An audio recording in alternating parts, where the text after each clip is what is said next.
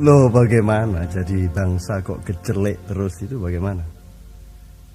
25 tahun kecelek, kemudian 32 tahun kecelek, kemudian kecelek lagi, dan sekarang sedang merancang kecelek dan kecelek yang baru lagi.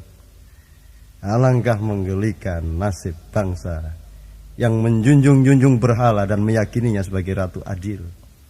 Lawang boneka kok dianggap Imam Mahdi, patung dihayalkan sebagai Mesias. Alangkah perih nasib bangsa yang kerjaannya dibohongi melulu, kemudian diberi harapan, tapi ternyata dibohongi lagi, kemudian diberi harapan lagi, tapi kemudian ternyata dibohongi lagi, dibohongi lagi, dibohongi lagi.